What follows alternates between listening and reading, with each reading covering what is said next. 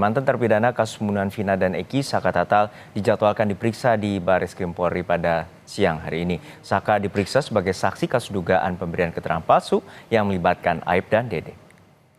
Pada pemeriksaan Saka di Bareskrim, kuasa hukum Titin Prialiantini menegaskan akan membawa berita acara pemeriksaan atas nama Aib dan Dede yang relevan dengan pemeriksaan dan persidangan 8 tahun lalu. Direktorat Tindak Pidana Umum Bareskrim saat ini tengah mendalami dugaan pemberian keterangan palsu oleh Aib dan Dede dalam kasus pembunuhan Vina dan Eki. Penyelidikan dilakukan setelah para terpidana melalui kuasa hukumnya melaporkan Aib dan Dede dengan tuduhan memberikan keterangan palsu. Terkait informasi terkini atas pemeriksaan Saka Tatal di Bareskrim Polri, kita sapa jurnalis Kompas TV Dian Silitonga.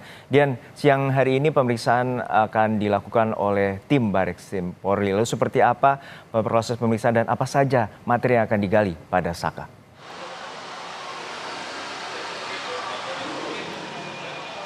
Juno, kalau sampai dengan saat ini pemeriksaan belum berlangsung, memang sebelumnya dijadwalkan pemeriksaan akan dilakukan pada pukul 10 pagi, tetapi sampai dengan saat ini baik Saka Tatal maupun juga tim penasihat hukumnya belum tiba di gedung Bareskrim Mabes Polri. Jadi memang pemeriksaan tentu saja belum berlangsung. Tapi seperti yang kita tahu bahwa hari ini Saka Tatal diperiksa oleh Bareskrim Polri sebagai saksi terkait kasus dugaan pemberian keterangan palsu yang dilakukan oleh Aib dan Dede yang disebut sebagai saksi kunci dalam kasus pembunuhan Vina dan Eki.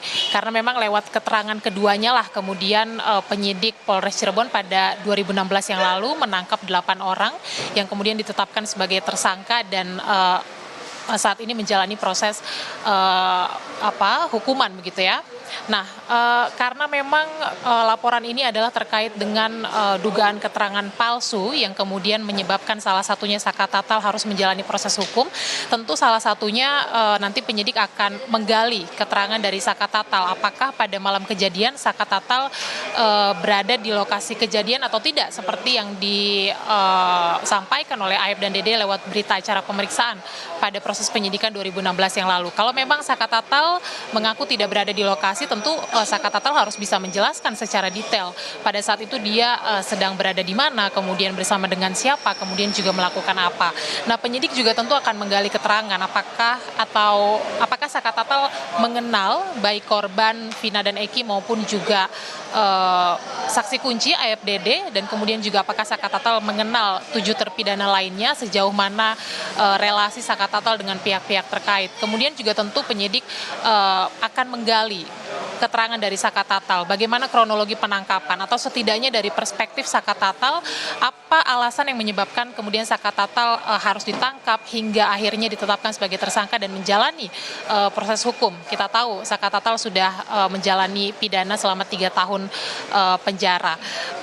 Kemudian juga seperti yang kita tahu, selain Saka Tatal diperiksa sebagai saksi hari ini, penyidik Bareskrim Mabes Polri juga sebelumnya sudah memeriksa 7 terpidana lain yang masih menjalani masa tahanan, baik itu di Rutan Kelas 1 Bandung maupun juga di salah satu lapas di Kabupaten Bandung, Jawa Barat. Dan tentu saja pemeriksaan terhadap saksi-saksi maupun juga para pelapor ini nanti akan menjawab apakah laporan dugaan pemberian keterangan palsu Aib dan Dede ini terbukti mengandung unsur tindak pidana atau tidak. Kalau berdasarkan alat bukti yang cukup, kemudian penyidik meyakini bahwa memang laporan tersebut mengandung unsur tindak pidana, tentu saja nanti Aib dan Dede ini bisa ditetapkan sebagai tersangka dalam kasus ini. Juno.